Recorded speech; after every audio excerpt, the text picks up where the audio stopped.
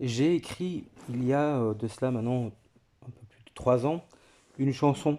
Euh, enfin, c'est d'abord des paroles que j'ai abattues sur des feuilles, même pas des, sur une feuille. Je dois avouer que c'est une chanson que j'ai écrite presque d'une traite, en une traite, parce que bah, j'étais fort touché. Euh, c'est une chanson que j'ai écrite suite à une déception amoureuse, pas une déception, mais une rupture tragique. Difficile quand l'émotion est au plus haut et que vous êtes censé faire confiance à cette vie qui vous entoure et qui orne chaque jour que Dieu fait, dans le bonheur et dans la plénitude.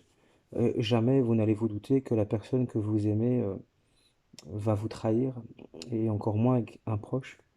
Malheureusement, nous sommes aujourd'hui dans une société où les gens trahissent énormément, et les pauvres petites âmes comme les miennes qui, à l'époque, euh, faisaient les choses de manière plus simple possible, vivaient une histoire, l'amour pur, des projets et des projets d'avenir surtout, de se reconstruire. On a tous, à un moment donné, été brisés.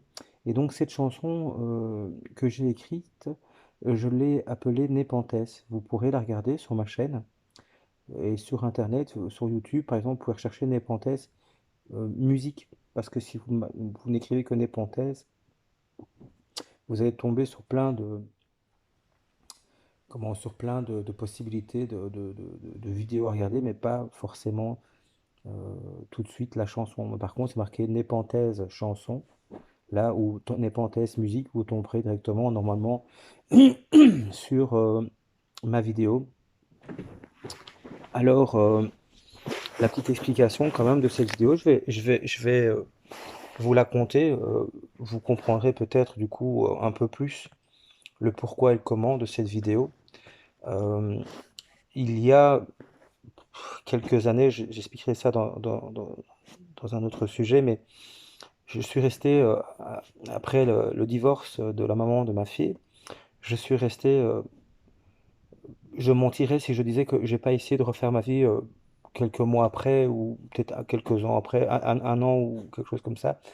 Je sais plus exactement, j'ai un peu oublié les dates, mais ça n'a pas fonctionné. C'est des relations qui ont été très très très très très éphémères. Je me suis rendu compte que je me sentais bien seul et que finalement c'était très compliqué de, de refaire sa vie, surtout quand on est papa célibataire. Et puis les papas, il faut aussi savoir que les gens ont tendance à croire que s'il y a eu séparation, c'est toujours et forcément à cause de l'homme ou d'une infidélité de l'homme, ce qui n'est pas du tout en tout cas, ce qui n'est pas du tout mon cas, mais je ne suis pas un cas isolé. Il faut quand même bien dire aussi aujourd'hui, euh, les gens font un peu tout et n'importe quoi et non plus la notion du respect du mariage, où les gens cohabitent vite ensemble, ont des enfants. Et puis voilà, moi personnellement, j'étais très très très olé, hein. J'étais quelqu'un de hyper olé olé.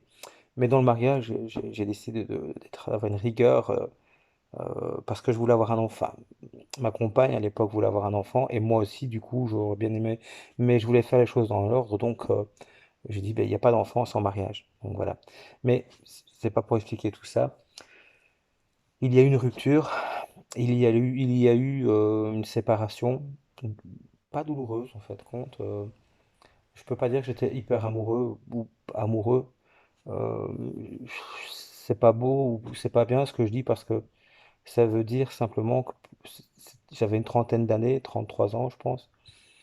C'était pas l'amour, mais c'était l'instant. Il était temps.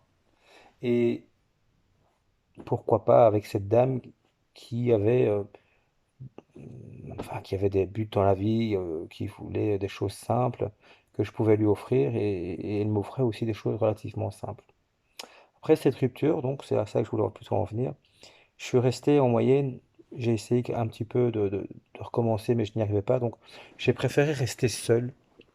Et je suis resté seul pendant près de 3 ans et demi. Alors, euh, c'était compliqué pour les autres, mais c'était pas compliqué pour moi parce que c'était quelque chose que je voulais. Je ne laissais plus, enfin, j'ai plus jamais laissé rentrer quelqu'un dans ma vie Je ne voulais plus personne dans ma vie, pas que j'étais marqué d'une tristesse ou d'une mélancolie ou de quelque chose qui avait été brisé, non, du tout. J'étais même finalement satisfait de me séparer finalement. Là où j'étais le plus triste, c'était par rapport à mon enfant, ma petite fille, mes deux yeux, mon amour, ma chair, mon sang. C'était ça qui bloquait pour moi parce que la séparation, bah, je m'y attendais pas, parce que je pense que c'était d'un commun accord, hein, d'un bon accord plutôt, partagé. Et je voulais cet enfant et je le voulais vraiment. Et elle est venue au monde et ça a été mon plus grand trésor. Chaque jour que Dieu faisait, ben, je me levais de ma chaise pour aller me coucher et je ne pouvais pas faire autrement que de passer par le berceau de ma fille. Alors il faut savoir, je passais par le berceau de ma fille pour aller voir surtout si elle respirait et si tout allait bien. Et je me levais plusieurs fois sur la nuit pour vérifier que tout allait bien. C'était important parce que, ben voilà, cette petite fille qui s'appelle Hailey est arrivée dans ma vie, a débarqué et a tout chamboulé. Et j'étais un papa, vraiment, un papa poule, quoi. J'étais un papa heureux, et fier, fier d'être bah, d'être son papa, en fait, fier d'être papa tout court aussi, et puis fier de pouvoir aussi participer à la grande marche à l'avancée, tu sais, humaine. Et enfin, je rigole avec ça, mais non, vraiment, c'était ma plus grande fierté. Enfin, c'est toujours ma plus grande fierté, mais cette naissance a tout transcendé dans ma vie. Durant presque un an, pour une raison qu'on ne connaît pas, ma petite fille ne supportait pas la présence de sa maman. Et pendant presque un an, finalement, Hailey dormait sur mon ventre. Moi, j'ai l'habitude de dormir sur mon ventre, mais du coup, j'ai pas su. Ça a été très compliqué pour moi au début. Et alors, je faisais semblant, des fois, je me retournais, tu sais, pour la mettre entre nous deux, hop, pour se réveiller. De temps en temps, la maman essayait de le prendre, la petite aussi, parce que moi aussi, j'arrivais plus à dormir, en fait. Et non, elle se réveillait. Et il fallait qu'elle soit systématiquement. Donc, elle a dormi avec sa petite tête ici. Voilà, tu vois. Elle a dormi avec sa petite tête dans le creux de mon cou, couchée sur mon ventre, ventre contre ventre. Et, euh, et voilà. Bah, c'était un moment, pour moi, je trouve, enrichissant, magique. Vraiment, j'étais le plus heureux des papas.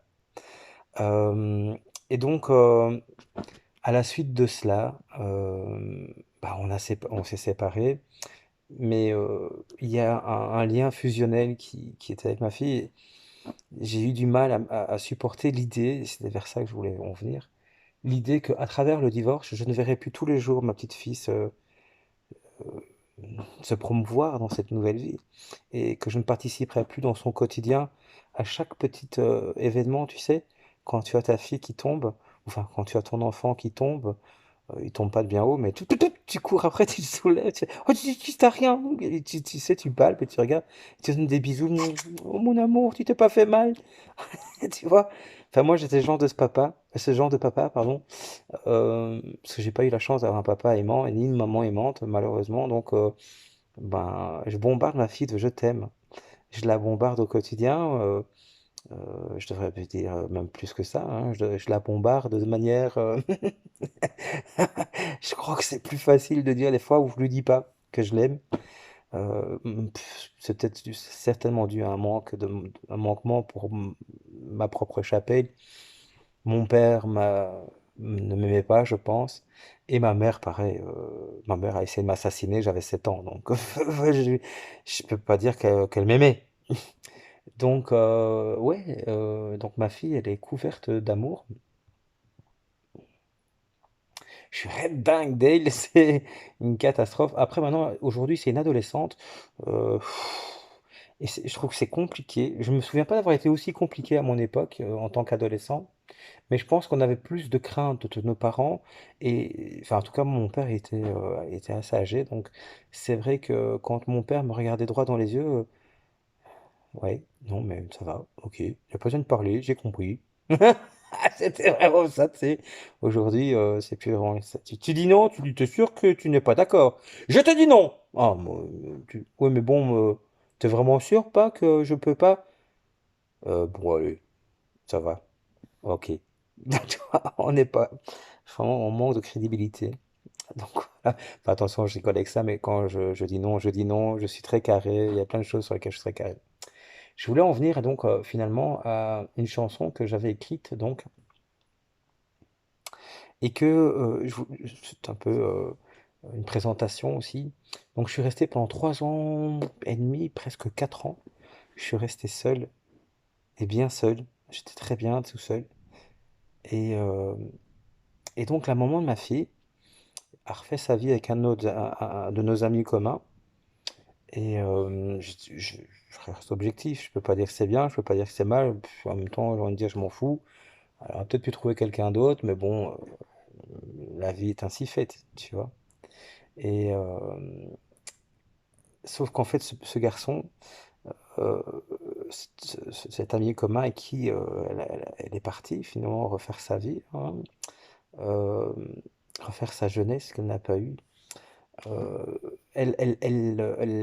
ce garçon a décidé de lui être infidèle, étouffé par la relation probablement, enfin toutes les excuses bidons qu'un homme peut sortir quand il décide de commettre l'adultère, je pense. Ma femme, ça va plus, on baisse plus, on n'a plus de rapport, on s'aime plus, ou tu vois. Oui, enfin non, voilà, tu vois. Et puis on essaie de justifier, je pense, en tant qu'homme, ou peut-être même les femmes font pareil, je ne sais pas, j'imagine. Oui, je crois que les femmes font pareil. Oh, c'est un peu bateau. Oh, c'est un petit peu ballot. Oh, écoute, c'est compliqué. C'est une relation compliquée, donc je sais pas où j'en suis. Enfin voilà. Et toi, dans les deux camps, on trouve toujours bien des arguments pour aller voir ailleurs. Et c'est ce qu'il a fait. Donc en fait, et l'histoire elle commence là. Donc ce garçon trompe la maman de ma fille. Je suis en très très bon contact à l'époque avec la maman de ma fille, mais je me suis rendu compte avec le temps que on a en très bon contact, on est en très bon contact, mais en sens unique. Tant que ça a son avantage, tout va bien. Mais dès que tu commences à dire, tiens, bah, ça fait au moins 30 jours là que je t'ai donné la petite, tu vois, je peux pas l'avoir un jour. Non, c'est ma semaine. Et alors là, tu rentres dans des discussions. Enfin, soit, on parle pas de ça. Mais voilà, on rentre dans des grandes discussions, mais voilà, on était en bon contact. Et donc, bah, elle est venue pleurer chez moi en me disant, mais tu te rends compte, il me trompe. Et je dis, oui, je me rends compte, il m'a fait pareil, tu sais. Donc, ouais, je me rends compte de ce que ça fait, tu vois, et de ce que ça implique. Alors, et donc, il s'est fourvoyé, en fait. Il lui disait, moi, le soir, tu sais, il faut que j'aille me balader. Après le travail, il faut que j'aille prendre l'air. Qui veux-tu que j'aille voir à cette heure-ci, aussi tardive? Je vais juste aller me promener, donc ne t'inquiète pas. Et au fait, il s'était trouvé une gonzesse quelques maisons plus loin que chez lui, tu sais.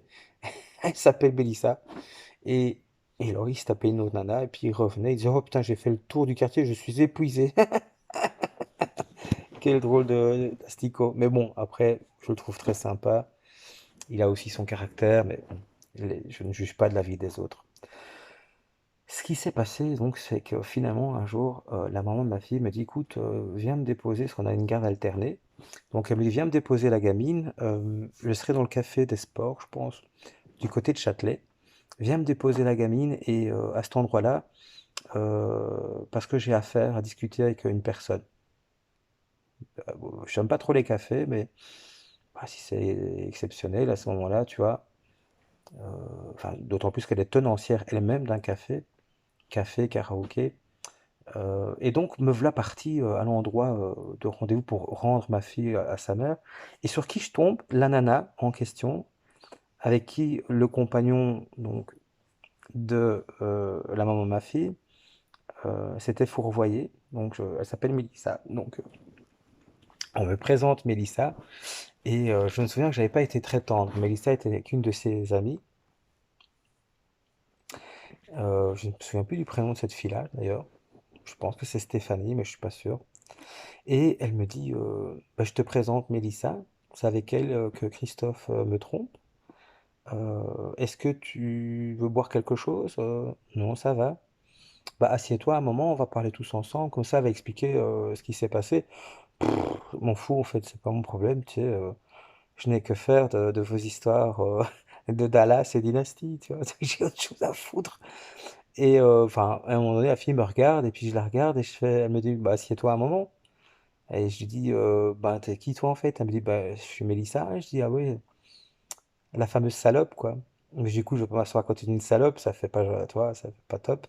Et je vais m'asseoir je m'assois à côté en face de toi, mais à côté de ton ami qui m'a l'air quand même un peu plus sympa et surtout plus stable. Je risque rien à côté d'elle, remarque, tu vois. Et en fait, c'était tout le contraire, parce que du coup, là, elle nous a donné une version de ce qui s'était passé. Et en fait, les nanas, elles sont garces. Elles se sont échangées comme ça une tonne d'informations pendant que l'autre, il racontait je ne l'aime pas. Eh ben, il disait à l'autre la même chose, je ne l'aime plus. Et donc, j'aimerais être avec toi, c'est juste une pote, tu vois. Et donc, il jonglait comme ça, mais bon, j'ai trouvé ça super comique, mais je n'avais pas que ça à foutre. Mais le truc, c'est qu'à un moment donné, je ne sais pas ce qui s'est passé. Je regardais cette femme au départ, avec un peu de colère, c'est un peu de haine, en me disant, mais qu'est-ce que c'est que cette pouffe? Et en fin de compte, bah, dans mon esprit, je ne sais pas expliquer, quand on s'est levé pour partir, elle était allée faire les courses, je me souviens, et j'avais envie de lui dire, tu veux que je te dépose chez toi? Et, et je trouvais très, très incongru et franchement pas cool, quoi, tu vois. Et je lui ai pas demandé. Donc l'histoire se passe, chacun on rentre de notre côté. Et puis quelques jours après, cette personne prend contact avec moi suite à la séparation parce que la maman de ma fille a réussi à récupérer son mec. Elle se retrouve toute seule et on est à la veille finalement le 13 février 2017 si je me trompe pas. Et là, elle me dit bonjour Chris, on se connaît pas bien, on s'est un peu vu, mais on m'a en tout cas dit de toi que tu étais une personne impartiale et objective. Et la façon dont tu m'as parlé, j'ai cru comprendre que c'était la vérité, puisque tu ne mâches apparemment pas tes mots.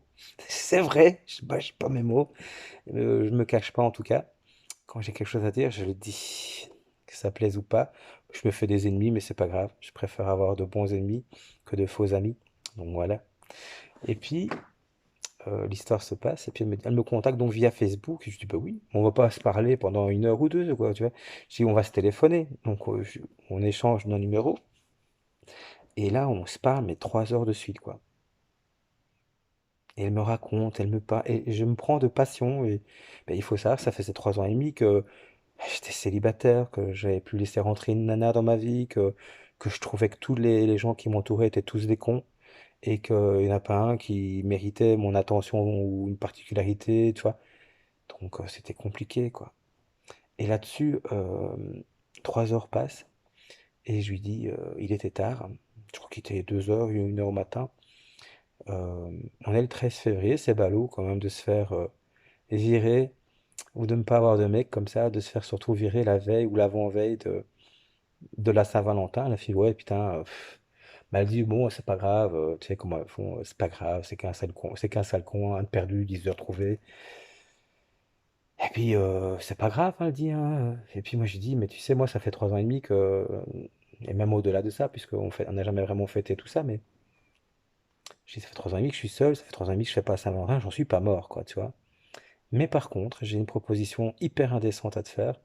Ça fait 3 heures qu'on se parle et j'adore ça. Et je me demandais, tiens, demain, c'est la Saint-Valentin, ça te dirait qu'on passe ce jour-là ensemble? Ça peut être que comique, quoi. Complètement dingue, il loufoque, mais j'adore la folie, donc je me dis, est-ce que tu es folle comme moi? Et elle me dit, au début, il y a un immense silence, je me fais, ouf, t'as fait une risquette et t'as perdu, là, tu te prends un râteau. Et elle me fait, au bout de, je sais pas, ça m'a paru une éternité, tu sais. Elle me fait, ben écoute, je sais pas.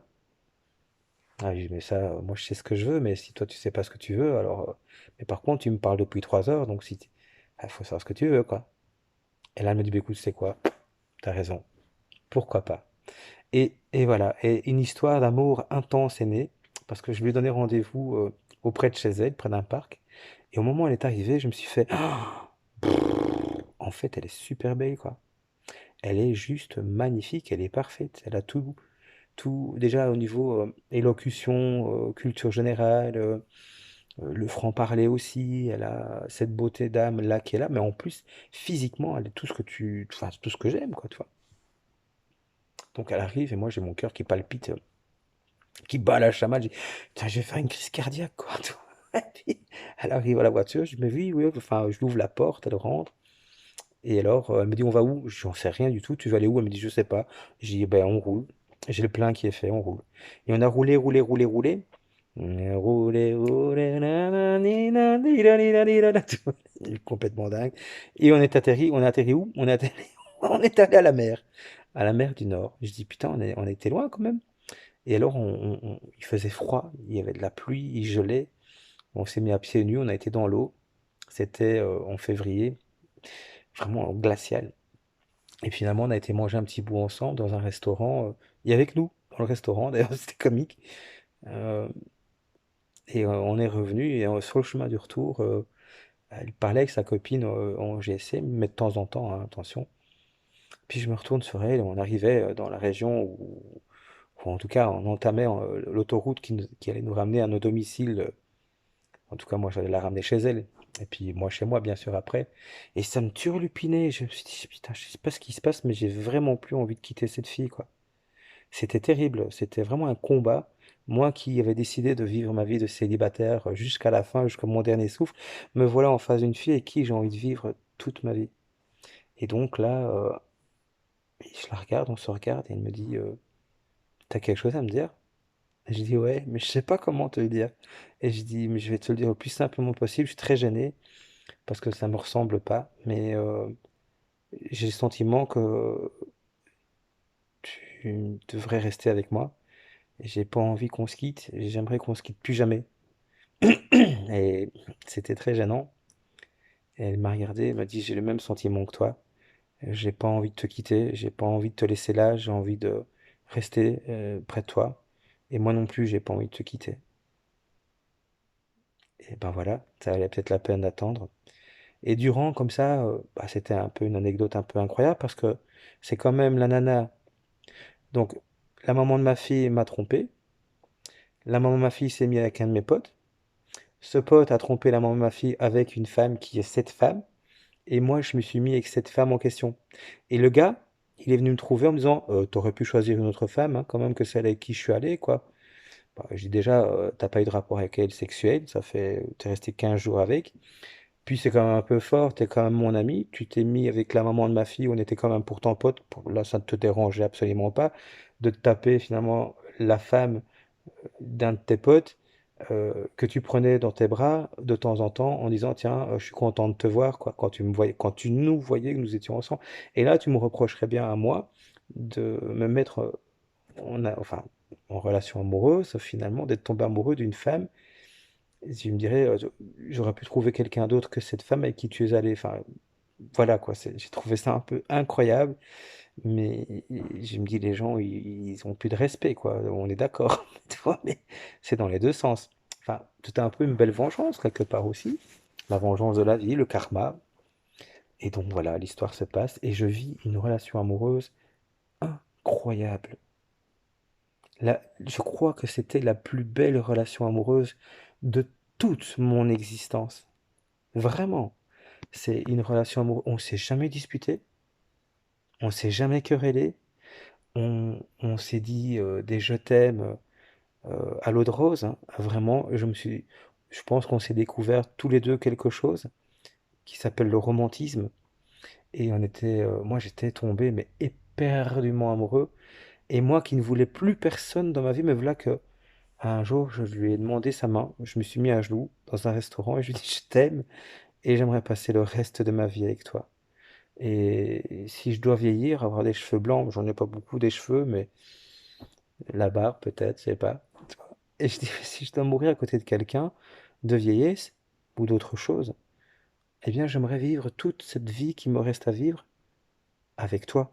Et j'aimerais tellement pouvoir un jour m'endormir dans tes bras et que ce soit ma dernière nuit, peu importe, mais mon dernier souffle, c'est à côté de toi, à tes côtés et avec toi que je veux le vivre. Et il m'a dit, mais moi c'est pareil. Et je ne sais pas expliquer pourquoi, mais c'est avec toi que je voudrais également terminer cette vie. On a consommé cet amour. euh, Vraiment, je me suis senti l'homme le plus heureux du monde, mais je suis un être en pâte, donc j'aime forcément tout le monde, mais je ne suis pas quelqu'un de foncièrement mauvais. Au contraire, je suis plutôt, je pense, personne foncièrement bonne, toujours prête à rendre service, à prêter une main, un bras, une épaule, et même de l'argent, pourquoi pas. Euh, et au bout d'un an, exactement à la même date butoir, le 13 février 2018, donc un an pile poil, même jour, il y a une petite, on se téléphone, et il y a une petite voix dans ma tête, on se raccroche, qui me dit, Chris, elle n'est pas toute seule, elle est en train de te mentir. Là, elle a réussi à t'amadouer et elle t'a dit que quelqu'un venait de frapper à la porte et ce sont des amis à vous deux, mais étrangement, ils n'ont pas le comportement de tes amis. En effet, les amis dont elle parlait, ils avaient toujours oh, allez, allez, salut, comment ça va? C'est les gens, t'as des gens, ils arrivent, oh, salut, comment ça va? Et t'as tout le quartier qui est ameuté, qui savent bien que ce jour-là, t'as reçu quelqu'un. Ah ben, c'était ce genre d'amis, tu vois. Sauf que quand elle a ouvert la porte, elle a fait, tu vois. Et ça, j'ai trouvé ça étrange, mais il y a cette petite voix dans ma tête qui me dit, va sur place! Dépêche-toi! Et je réponds, je me disputais avec moi-même, non, je n'irai pas, parce que elle avait accepté qu'on se marie, on faisait le projet d'avoir un enfant, on avait une maison, enfin j'ai une maison que je retapais aussi, on avait des beaux, tu vois, je voyais pas où elle pouvait faire mal, quoi. Je n'aurais jamais cru une seconde qu'elle aurait pu faire mal. Mais cette petite voix dans ma tête me rend complètement dingue. Et je suis allé jusqu'à son domicile, elle avait fermé les tentures, il y avait juste un petit triangle, tu sais, à la tenture, et j'ai passé mon œil, et là, je l'ai vu avec un autre homme que moi. C'est ce fameux voisin qui venait de rompre, enfin, surtout la femme de ce voisin qui avait rompu avec ce garçon. Ils avaient deux enfants. Et moi, quand je le voyais sur le parking ou ailleurs, je le prenais dans le bras, il m'a dit, ah, salut, il me faisait frère. Et il me disait, salut mon frère, c'est la grande mode du côté de Charleroi. Bon, salut frère, ça va frère, on est tous des frérots, salut frère. Et alors, et je lui dis, sois pas triste, enfin, sois pas triste si, mais elle va revenir, tu vois. Et j'étais en train de lui remonter le moral, elle va revenir, elle t'aime, t'as deux enfants avec elle, qu'est-ce que tu veux? Là, elle est en un mauvais passage, mais elle va revenir, mais ne reste pas seule, viens à la maison, si tu te sens pas bien, je suis là, viens, quoi. Mange avec nous, enfin, tu vois. Le mec, le super pote, quoi. Et c'est ce mec-là qui se trouve avec ma nana un jour au soir à 22h35, 40. Et je vois, ils se regardent, et puis des jeux de regard. Et puis ils avaient leurs pieds l'un sur l'autre. Et là, bah, j'ai compris ce qui se passait, quoi. Donc j'ai frappé à la porte. Et je pleurais comme un enfant. Je t'aime, mon amour. Qu'est-ce que tu fais? Tu vois, vraiment, c'est ça. Et puis, si, le mec fait, ah frère, il fait, tu t'imagines des choses. Je dis, toi, ta gueule, toi. Je me suis assis comme un gosse à pleurer. J'avais toutes les larmes qui partent.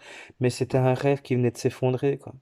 C'était plein de belles choses dans ma tête, de belles images, de belles ondes qui venaient tout à coup de s'écrouler, de se détruire.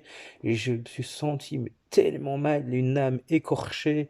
Et j'étais mais triste. J'ai voulu mettre fin à ma vie. J'avais une petite fille, j'ai ma petite fille est toujours là, mais je ne voyais plus de sens. Et j'avais tellement la gorge nouée, j'avais tellement de mal à respirer, j'avais tellement de douleur dans le cœur, je souffrais tellement le martyre que la seule échappatoire pour ne plus souffrir, c'était la mort. Je voulais mourir. Ça m'a mis un bon mois pour m'en remettre. Et pendant ce mois-là, j'ai bu comme un trou, je vous avoue, hein. Je prends pas de drogue, donc ça, c'est exclu. Mais j'ai bu, mais comme un trou. Putain, j'ai jamais bu autant de ma vie. J'ai essayé de mettre fin à mes jours, bien sûr. Et en même temps que je pleurais, j'écrivais. J'ai écrit un texte. Alors, je sais pas si c'est la meilleure des mélodies que j'ai choisi pour mettre ce texte dessus. J'ai pas spécialement un don vocal qui me permette bah ouais, de voir une belle, un beau lyrics ou quoi. Donc, je me suis dit, bah, je vais m'accaparer mes paroles sur un texte plutôt orienté slam. Et donc, j'ai créé cette chanson qui s'appelle donc Népenthes, qui est mot pour mot, presque mot pour mot. J'avoue que j'ai oublié de mettre un ou deux mots qui étaient pas mal, mais tant pis, c'était pas mal non plus. Donc j'ai un ami qui s'appelle André qui m'a proposé de m'enregistrer. J'ai un autre ami qui s'appelle Romu qui m'avait dit qu'il allait faire L'image, la vidéo, ça n'a jamais été fait, mais c'est pas grave. L'important, c'est surtout le son. Et donc j'ai créé cette chanson qui est vraiment mot pour mot ce que j'ai ressenti sur le bord d'un précipice, vraiment. On a partagé des émotions, on a partagé des histoires communes, des déceptions, des tristesses, des moments qui font douter. Et puis, c'est la chute. Le Népenthes et la Bonne Ciguë, il faut savoir que le Népenthes et la Ciguë, c'est les deux fleuves qui coulent en enfer, pour ceux qui ne savent pas. J'aurais cul sec avalé d'une traite traître. C'est important parce que pas d'une traite traite, d'une traître traite. Parce que le traître, c'est le voisin. Inch'Allah, ça veut dire, si Dieu le veut, on aurait pu vivre une chouette histoire, toi et moi. Et le voisin, mon frère, comme il disait, langue de chétan, c'est-à-dire langue du diable. Tu m'appelles frère, et pendant que tu m'appelles frère, tu convoites la femme que j'aime le plus au monde, et peut-être la seule femme que j'ai jamais aimée depuis que le monde est monde pour moi. Et donc il y a vraiment cette déchirure de l'âme qui est là, qui m'a détruit de l'intérieur, qui m'a rongé de l'intérieur, et qui m'a fait souffrir le martyre. Et j'ai réussi à mettre des mots sur les mots, comme je le dis dans la chanson, ces mots sur les mots. Et pendant longtemps, j'ai attendu son retour, voilà. J'ai espéré son retour. Je l'ai contacté ou elle a joué avec moi en me disant oui, non, enfin je sais pas, peut-être, on verra, enfin tu sais. Et moi, dans l'attente de continuer cette histoire, j'étais prête à lui pardonner si seulement tu l'avais demandé. Donc j'étais vraiment prête à pardonner, à lui dire, je lui ai d'ailleurs dit, on prend cette histoire qui vient de nous arriver, qui est tragique, qui n'est pas bien grave en fin de compte, on le prend, on le met sur l'étagère de l'oubli. Et toi et moi, on recommence notre histoire là où elle est censée s'arrêter, mais on la continue et on fait table rase de ce qui vient de se passer et on vit en fait, on continue à faire vivre ce bel amour.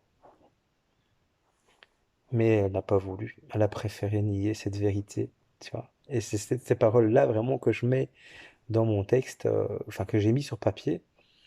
Il m'a fallu du temps pour pouvoir le mettre en musique. Voilà, après, c'est ce que je dis, j'ai peut-être pas trouvé la meilleure ou le meilleur son ou le meilleur beat pour développer ce slam, parce que c'est un slam que j'ai mis, parce que je ne voulais pas chanter cette chanson-là, tu sais, une musique de vacances, pas du tout, et, ni R&B en disant, oh, non, tu vois, je me disais le slam un peu à la Grand Corps Malade, c'était pas mal. Donc voilà, Népenthes, chanson, euh, bah, je vous invite à découvrir ça et de voir un peu ce que ça donne. Aujourd'hui, j'ai plus de nouvelles d'elle. Euh, j'ai continué cette vie d'une manière différente. Les choses ont changé pour moi parce que j'ai compris que bah, qu'en fait on est maître de rien, même pas du destin. Donc Nelson Mandela nous a un peu menti sur le coup, mais parce qu'en fait on peut pas mettre sa main devant quand ça arrive, mais ça arrive. Et donc je pense aussi, ça par contre dans le texte je n'en parle pas, mais je pense aussi de mon analyse personnelle, qu'étant donné que vous pourrez pas, enfin qu'on ne peut pas mettre, que tu ne peux pas mettre ta main devant la tromperie, la trahison, euh, je pense que tu dois accepter qu'un jour ça puisse arriver. Et si tu acceptes que ça peut arriver, bah, tu deviens, entre guillemets, libertin, quoi. Et donc, tu acceptes les règles. Tu dis, bon, ben voilà, ça arrivera. On peut partager ce moment ensemble, tu vois. Euh, et puis, je termine avec la vidéo en disant, à un moment donné, dans le texte, je lui dis, tu m'as expliqué avoir été une victime, mais tu passes de victime à bourreau, n'est-ce pas pathétique, mon bel et tendre amour? C'était vraiment ça, en fait. C'était toutes ces histoires tragiques t'ont détruit aussi, ont détruit cette femme. Moi, j'ai vécu quelque part pareil aussi, dans d'autres situations. On avait tous les deux un destin lié par des histoires tragiques qui se ressemblaient étrangement. Et tu t'es transformé, toi, de victime en bourreau. Toi qui as souffert, n'est-ce pas pathétique, mon bel et tendre amour? Toi qui as souffert de ça avant, en fait, maintenant, c'est toi qui fais le mal. Et je te propose de faire marche arrière, mais tu veux pas. Je te propose de faire table rase, tu veux pas. Alors, bah, c'est trop tard. Alors, donc, l'amour s'en est allé. Et je ne peux finalement plus te pardonner. Et je ne sais pas si c'est vrai, mais en tout cas, c'est ce que je pensais sur le moment. C'est ce que je pense encore, je pense aujourd'hui. Mais en tout cas, ce qui est certain, c'est que c'est pas bien de jouer avec le cœur d'une personne, qu'on soit un homme ou une femme, peu importe. Quand les sentiments sont vrais, purs et honnêtes, et que ça pue l'amour, quoi. Tu peux pas jouer avec ça. C'est pas possible. Tu peux pas jouer avec ça. La trahison ne peut coexister avec le verbe aimer, tu vois. Enfin, je vous laisse découvrir. Vraiment, c'est une chanson que j'ai chantée, enfin, que j'ai écrit avec mes tripes, chanter du mieux que je pouvais. Je pense que je peux faire même mieux. Avec le temps, on verra. Mais dans ce jet qui est là, je trouve pas ça si mal que ça. Voilà. Bon, écoutez, moi, je vous dis un gros coucou. Je dis un big up, comme on dit dans le monde du rap, un big up. Je suis pas dans ce monde-là, mais c'est très comique pour moi d'entendre ça dans ma bouche. Big up. Enfin voilà, moi je vous souhaite en tout cas le meilleur. Et puis essayez de pas faire souffrir les gens autour de vous. J'espère que cette chanson-là parlera à votre âme avant de parler à votre cœur aussi, surtout à votre âme. Et je me répète, hein, je suis pas sénile, mais quand de l'amour est beau, quand il est pur, vrai et honnête, il faut vraiment faire attention à ne pas bafouer, à ne pas le rendre, enfin, à rendre la vie amère en fait, par la déception, par la tristesse qui s'ensuit après une rupture. C'est beau l'amour, ça mérite d'être vécu, mais ça mérite surtout d'être respecté. Respecté. Salut les gens.